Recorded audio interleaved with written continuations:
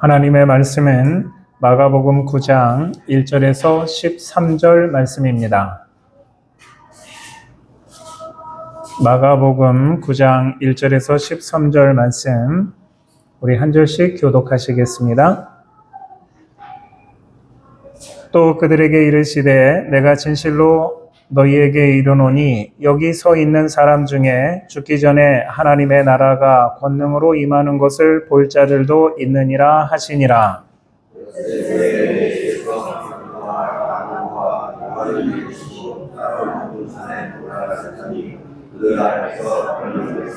그 옷이 광채가 나며 세상에서 빨래하는 자가 그렇게 희게 할 수 없을 만큼 매우 희어졌더라.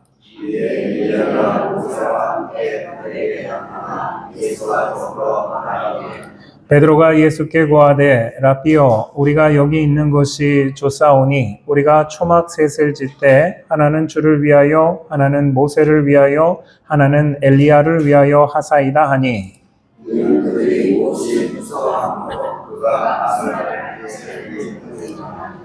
마침 구름이 와서 그들을 덮으며 구름 속에서 소리가 나되 이는 내 사랑하는 아들이니 너희는 그의 말을 들으라 하는지라.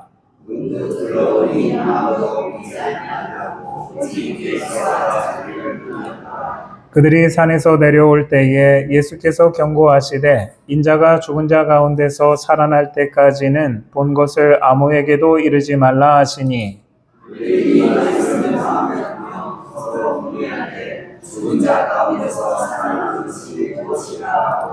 이에 예수께 묻자와 이르되 어찌하여 서기관들이 엘리야가 먼저 와야 하리라 하나이까.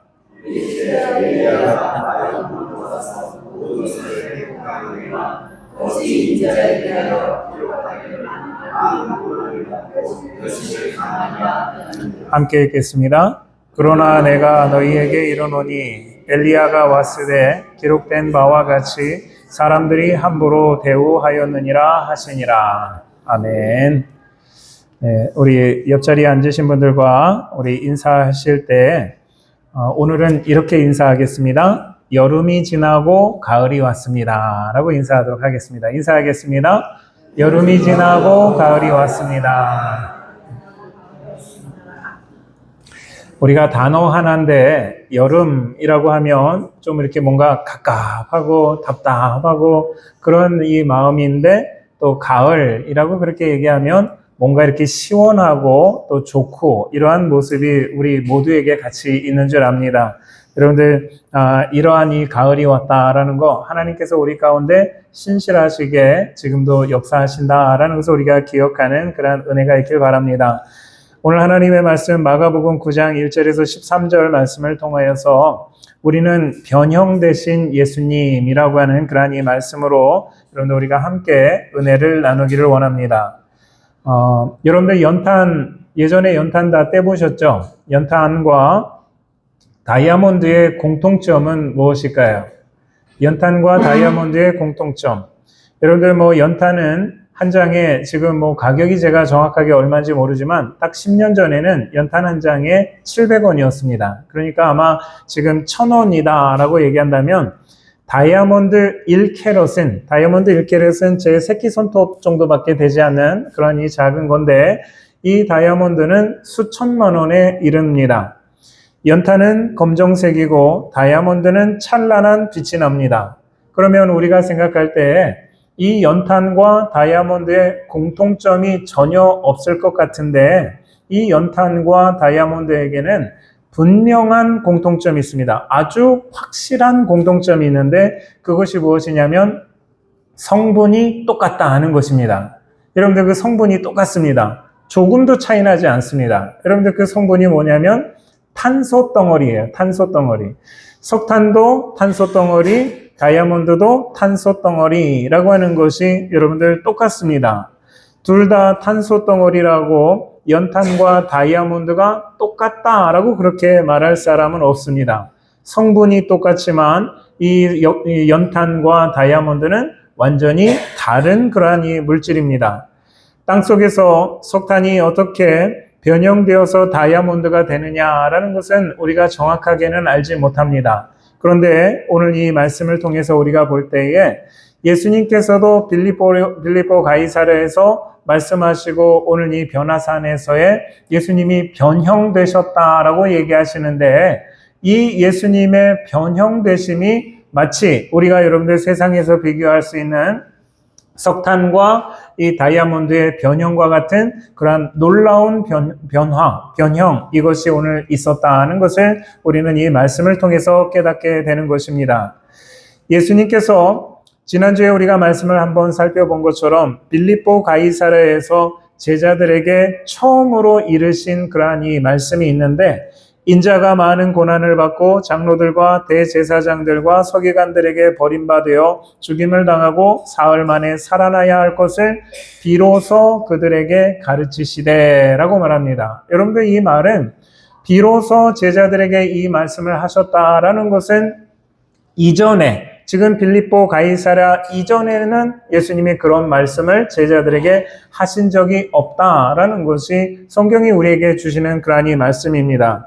그러면서 제자들에게 비로소 예수님이 십자가에 죽으시고 부활하실 것을 가르쳐 주시면서 오늘 엿새 후에, 오늘 이 본문 말씀에 있는 것처럼 엿새 후에 예수님께서 베드로와 야고보와 요한을 데리시고 따로 높은 산에 올라가셔서 그곳에서 예수님은 변형되어졌다라고 말하는데, 이 사건이 우리에게 아주 중요한 사건입니다. 여러분들, 제가 여기서 강조하는 것이 아주 중요하다라고 하는 것이 보통 중요한 사건이 아니다 하는 것을 우리는 기억해야 합니다. 여러분들, 성경에 마태, 마가, 누가복음을 우리가 뭐라고 얘기하냐면 공관복음이라고 합니다. 같은 관점에서 이것을 보았다라고 얘기하는데, 이 마태, 마가, 누가복음에서 모두 다 기록한 사건이라면 성경에 아주 중요한 사건입니다. 그런데 오늘 우리가 이 보는 변화산 사건, 여러분들 우리가 생각하면 예수님이 좀 얼굴이 좀 하얘지시고 옷이 좀 밝아지신 그 사건이 뭐 그렇게 대단할까라고 하지만,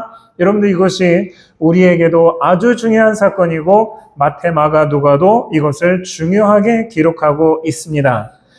무엇이 그렇게 중요한지 우리가 이 말씀을 통해서 은혜를 나눌 때에 여러분들에게 그 은혜가 충만한 시간 되어지기를 주님의 이름으로 축원합니다.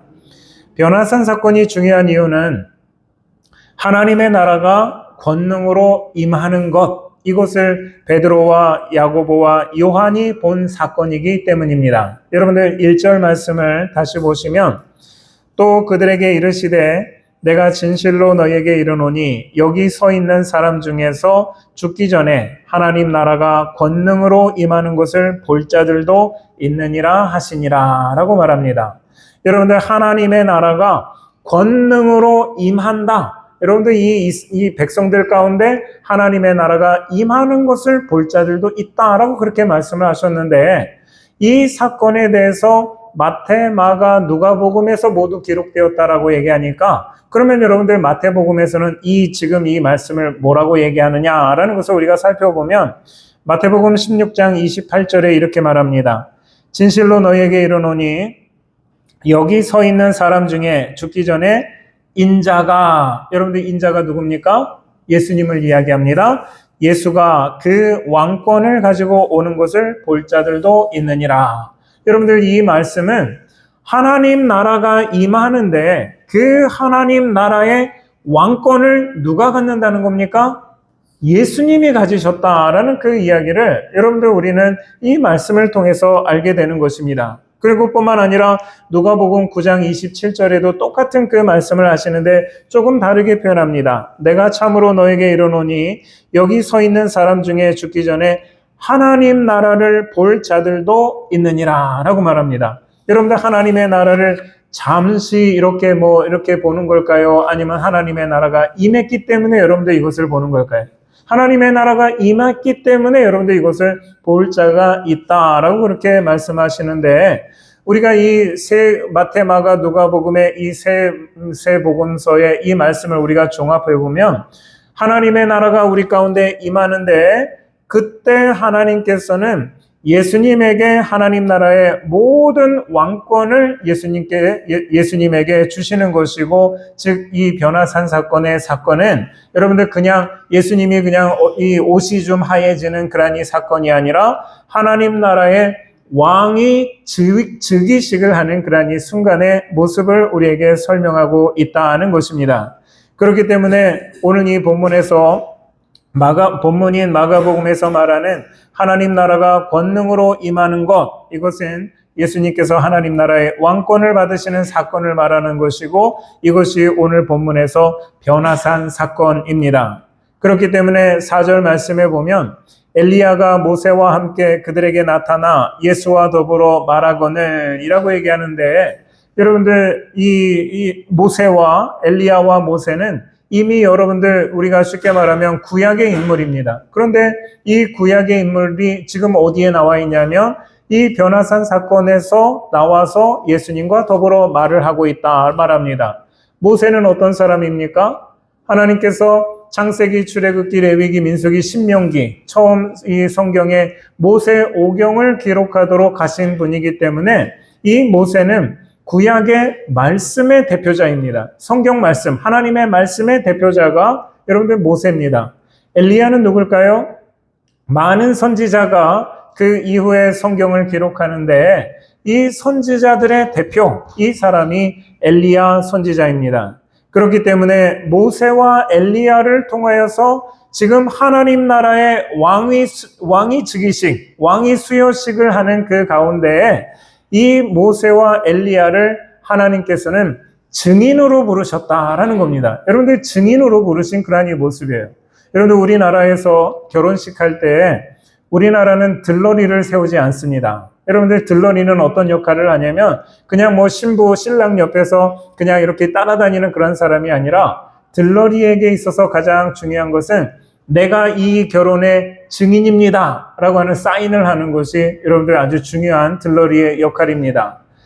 제가 캐나다에 있을 때 결혼식을 가면 그 결혼식에서 여러분들 아주 중요한 것이 혼인 서약을 하는데 신랑 아무개 뭐 이렇게 신분 다 이렇게 적고 신부 누구누구 이래서 적고 주례자 누구라고 이렇게 적습니다. 그러고서 그 밑에 신랑 측 증인 누구누구 2명 이상을 세워야 되는 거예요. 2명 이상의 증인을 신랑 측 증인 누구, 신부 측 증인 누구, 그래서 2명 이상의 들러리를 세워야지만 여러분들 그것이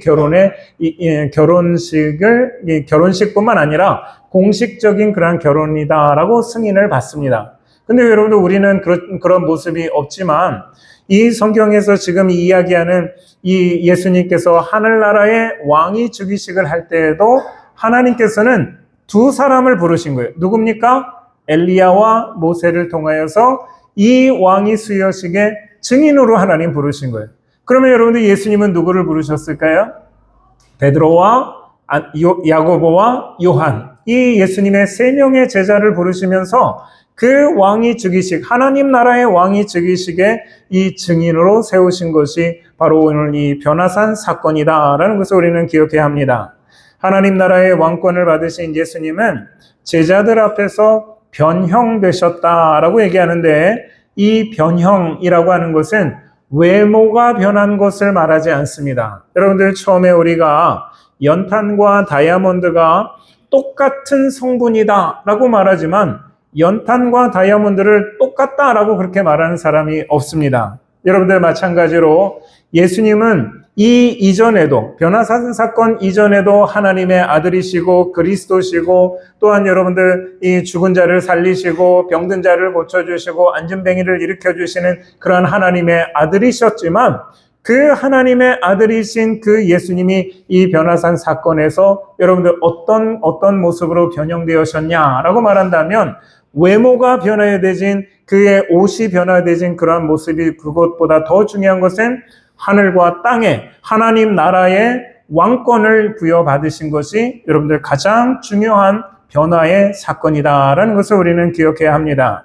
그렇기 때문에 오늘 이 본문 3절 말씀에 보면 그 옷이 광채가 나며 세상에서 빨래하는 자가 그렇게 희게할 수 없을 만큼 희어졌다라고 말하는 것은 예수님의 그 변형된 모습에 대해서 설명할 수 있는 방법이 없습니다. 여러분들 어떻게 설명하시겠어요? 여러분들 그 모습에 대해서 만약에 여러분들이라면 어떻게 설명하시겠어요? 그런데 눈에 보이는 것은 예수님의 외모가, 세상에서 옷을 입었는데 그 옷을 빨래하는 사람들이 아무리 빨래를 한다 할지라도 저렇게 희귀할 수는 없다라고 말하는 것은 보여지는 것만 여러분들 얘기하는 것입니다. 그러나 가장 큰 변화는 예수님이 하나님의 아들이시지만 이제 하늘과 땅의 모든 권세를 가신 하나님 나라의 왕권을 가지신 분이 우리 주님이시다. 주님이시다라는 것이 오늘 여러분들이 우리가 예수님의 변형된 그런 가장 중요한 모습입니다. 예수님께서 이 땅에 여러분들 처음 오셔서 복음을 전하실 때에 예수님의 첫 번째 메시지가 여러분들 무엇입니까? 우리 잘 아는데 뭐라고 얘기하십니까? 회개하라, 천국이 가까웠느니라 라고 말씀하시는 거예요. 여러분들 그 말씀에 천국이 가까이 왔다라고 얘기하십니까? 아니면 가까이 왔느니라, 즉 다시 말하면 이 천국이 왔습니까? 아니면 아직 안 왔습니까? 아직 안 온 거예요. 가까이는 왔는데 아직은 안 왔다라는 것이 여러분들 예수님께서 세례를 받으시고 첫 번째 전하신 그러한 이 메시지입니다.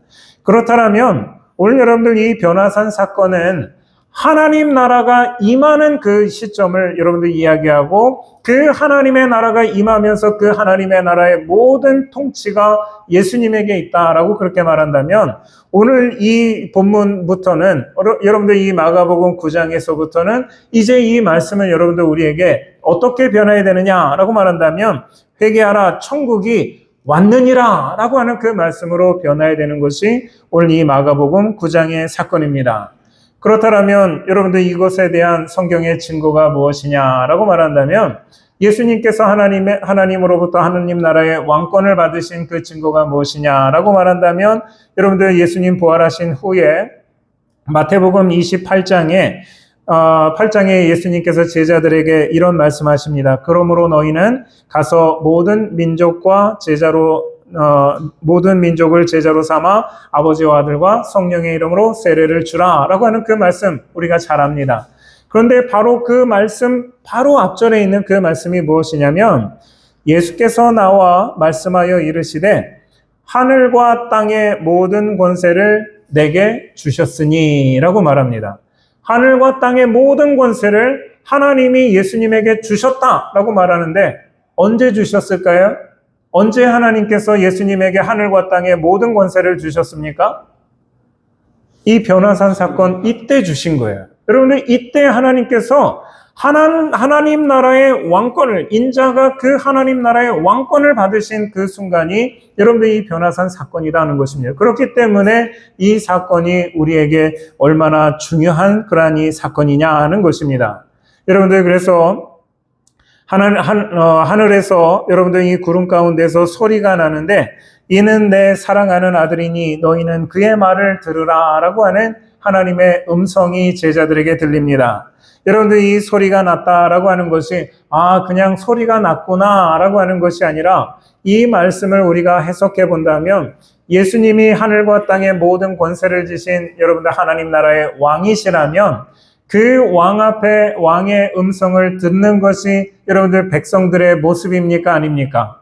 백성들의 모습 아닙니까? 다시 말하면 예수님이 하늘과 땅의 모든 권세를 가지셨기 때문에 너희는 그의 말씀에 복종하라. 너희는 그 말씀에 순종하라. 라고 얘기하는 것이 하나님께서 그들에게 제자들에게 주신 그러한 이 말씀입니다. 여러분들 그런데 여러분들 우리가 성경에 보면 사탄이 예수님을 시험하실 때 광야에서 시험할 때 세 번째 시험을 할 때 여러분들 뭐라고 얘기합니까? 내가 세상의 모든 권세를 가졌으니 나에게 엎드려 절하면 내가 너에게 이것을 주겠다라고 그렇게 말합니다. 거짓말입니까? 참말입니까? 거짓말이에요. 여러분들 하나님께서 그 권세를 사탄에게 주신 적이 없어요. 여러분들 세상의 모든 권세를 하나님께서는 사탄에게 주신 적이 없는데 사탄은 그것을 마치 자기가 가지고 있었던 것처럼 거짓말을 하는데 하나님께서는 분명히 그 모든 권세를 예수님에게 주신 그 사건, 이것이 오늘 성경에서 기록하는 마가복음 9장의 변화산 사건이다 하는 것입니다. 여러분들 그런데 이 사건을 보면서 베드로가 뭐라고 고백을 하냐면 라삐요, 우리가 여기 있는 것이 좋사오니 우리가 초막 셋을 짓되 하나는 주를 위하여, 하나는 모세를 위하여, 하나는 엘리야를 위하여 하사이다 라고 말합니다. 여러분들 이렇게 이 베드로가 고백하는 것은 성경에 보면 베드로가 몹시 무서워하여 무슨 말을 할지 알지 못하기 때문이다 라고 그렇게 말하는데, 여러분들이 베드로의 입장이라면, 여러분들 우리가 베드로를 본 적도 없고 베드로가 어떻게 살았는지도 잘 모르지만 그냥 성경에 있는 것을 우리가 기억한다면 베드로는 배우지 못한 사람입니다. 여러분들 우리가 베드로 전후서가 있지만 여러분들 베드로 전후서는 베드로가 직접 쓴 글이 아닙니다. 대신해서 누가 써준 것이기 때문에 베드로는 배우지를 못한 사람이에요. 글을 모르는 사람입니다. 어려서부터 갈릴리 바닷가에서 그물을 깁기 시작해서 고기를 잡고 그 일을 하면서 평생 고기를 잡는 그러한 베드로입니다. 그렇다면 이러한 베드로가 임금님의 대관식을 참여해 본 적이 있을까요? 없을까요? 없습니다.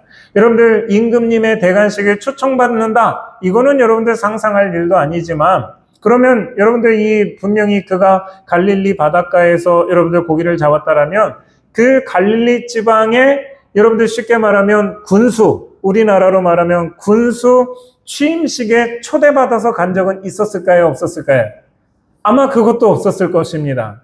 여러분들 만약에 우리 읍사무소, 우리가 목천읍에 사는데 여러분들 목천 읍사무 읍장님 여러분들 취임할 때 여러분들 초대받으시는 분, 여기서 초대받으시는 분 계십니까?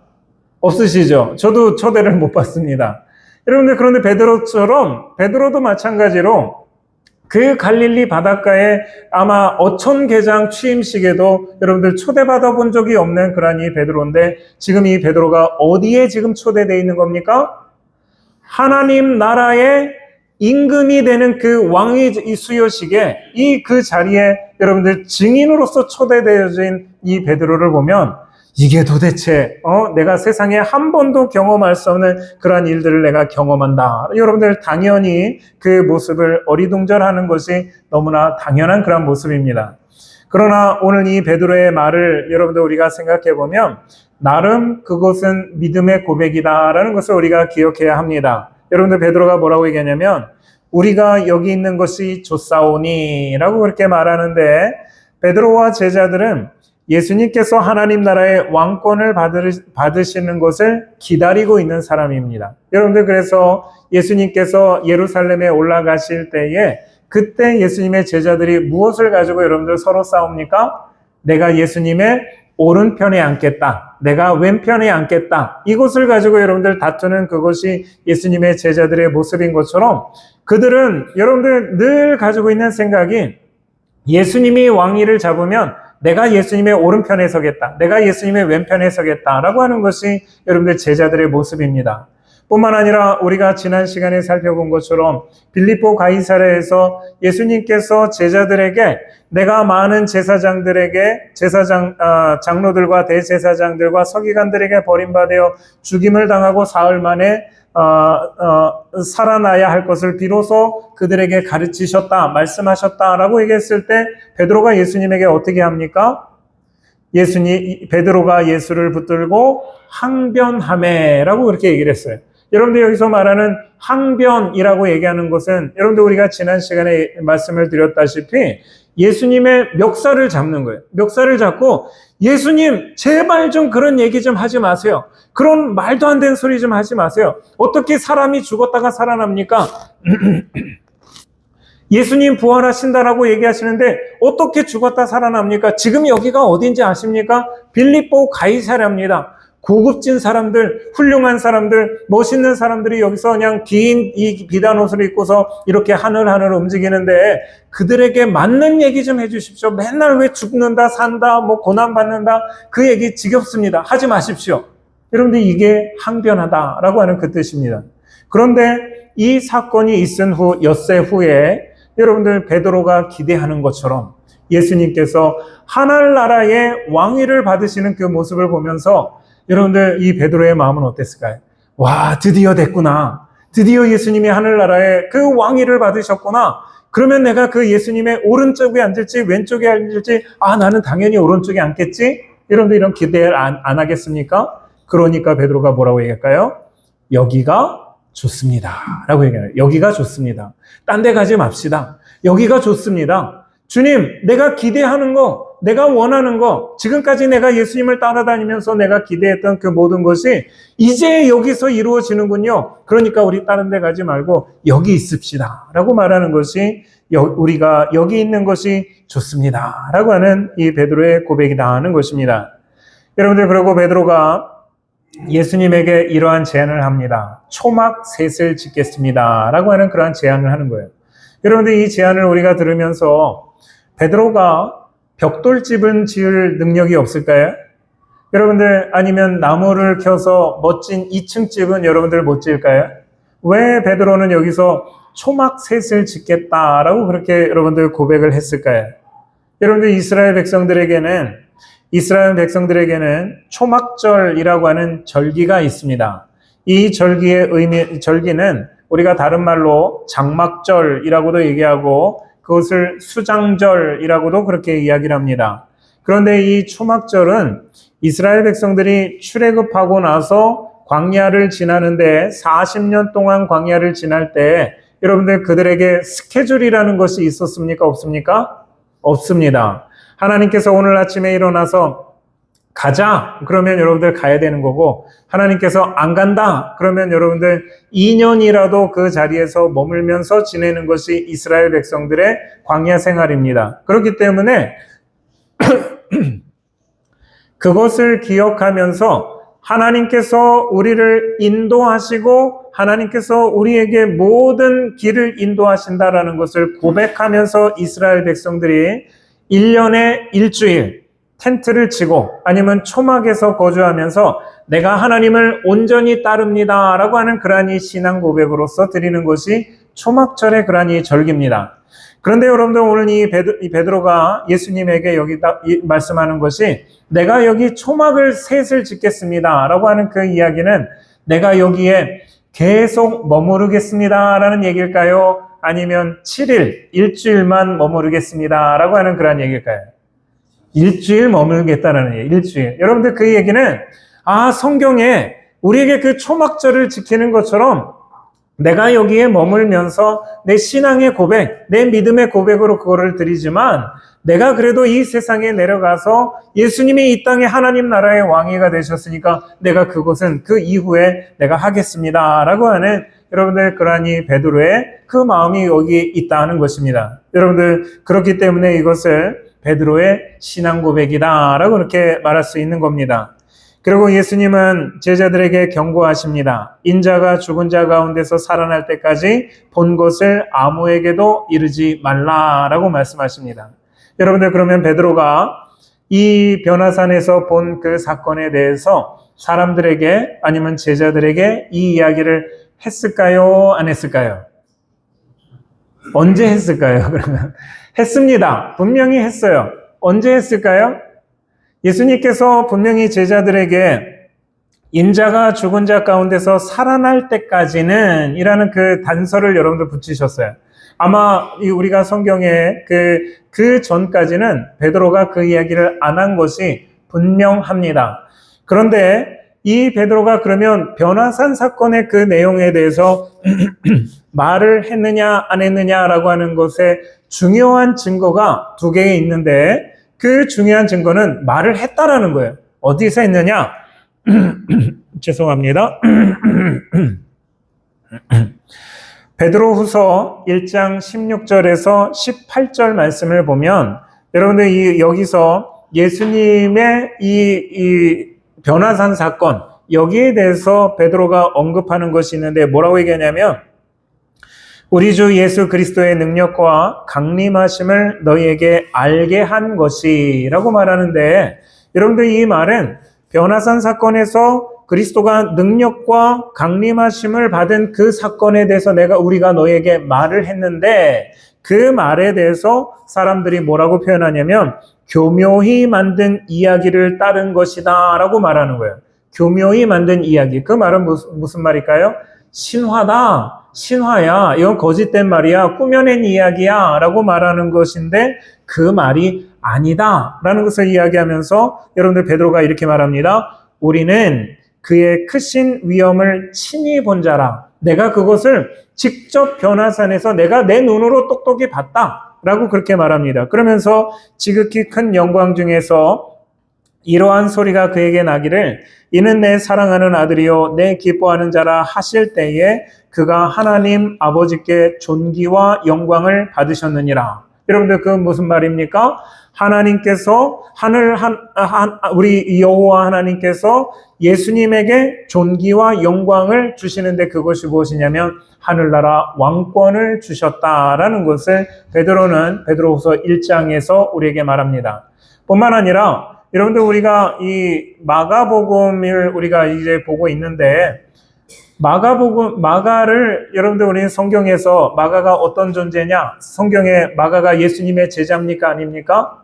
제자 아닙니다. 예수님의 제자가 아닌데 어떻게 예수님께서 이렇게 행하신 일들을 다 알 수 있느냐라고 말한다면 그 마가가 베드로를 따라다닌 제자입니다. 그렇기 때문에 이 마가가 기록한 이 성경의 이야기들은 누구를 통해서 여러분들 들었을까요? 베드로를 통해서 들은 거예요. 그러니 여러분들 베드로가 지금 이 변화산 사건에서 예수님께서 말하지 말라. 언제까지입니까? 내가 부활하고 죽고 십자가에 죽고 부활할 때까지 말하지 말라라고 얘기한 것은 잘 지켰지만 그 이후에는 이것을 말하는 그러한 이 모습이었다는 것을 우리는 깨닫습니다.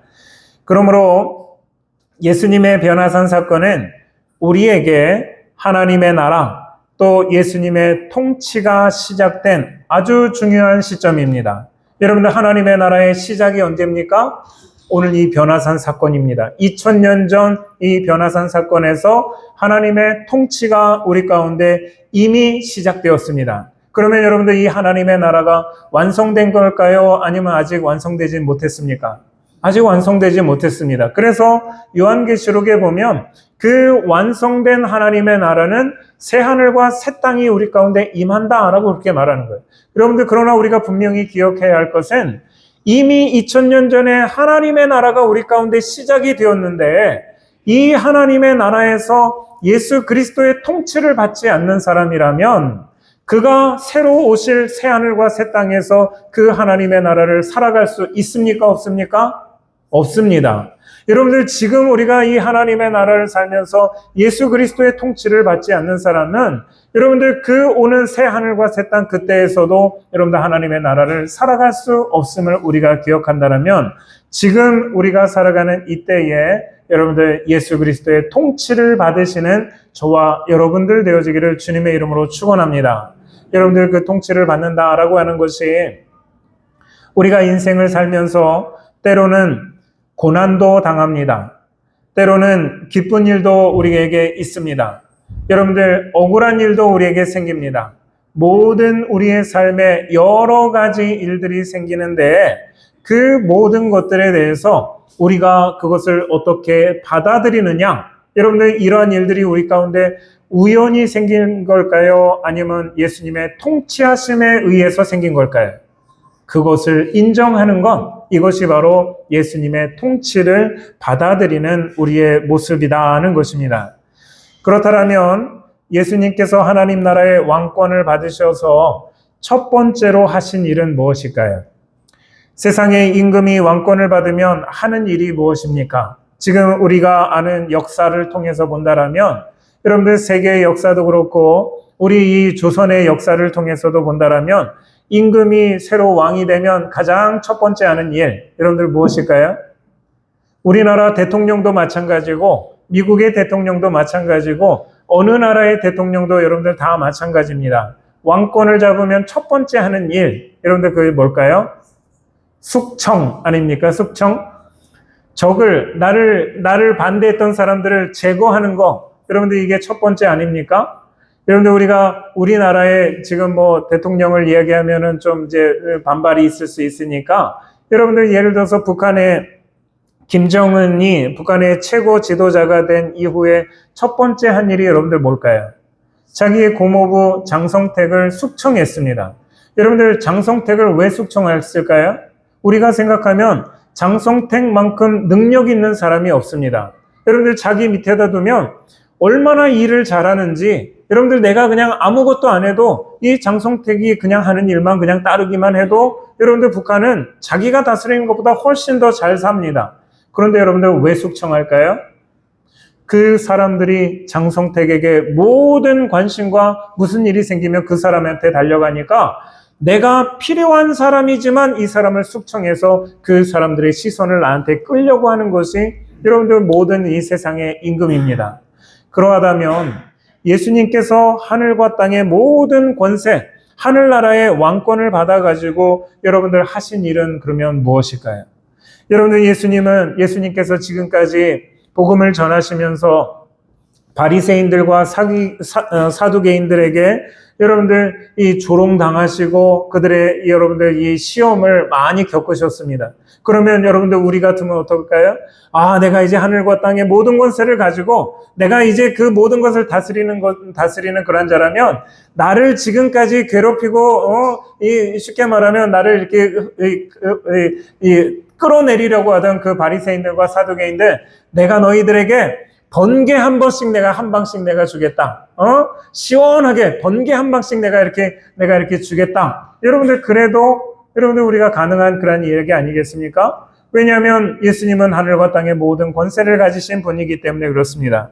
뿐만 아니라 예수님께서 복음을 전하시면서 나사렛에 자기 고향에 가셨는데 그 고향에서 이 회당에서 복음을 전하셨을 때 그 나사렛 사람들이 그걸 받아들이지 않습니다. 그래서 이 예수님을 벼랑 끝으로 여러분들 몰아내시면서 거기에 예수님을 밀쳐내겠다, 떨어뜨리겠다. 즉 다시 말하면 고향 사람들이 예수님을 죽이겠다라고 얘기했다면 여러분들 지금 이 예수님이 왕권을 가지고 나서 딱 그 고향에 쉽게 말하면 왕복 쫙 입고 뒤에 그냥 무사들 쫙 데리고 가서 니들이 말이야 나를 벼랑으로 밀쳐내려고 죽이려고 했지. 니들 이제 다 죽었어. 뭐 여러분들 그런 일을 한다 할지라도 여러분들 그 당연히 할 수 있는 그런 일 아니겠습니까?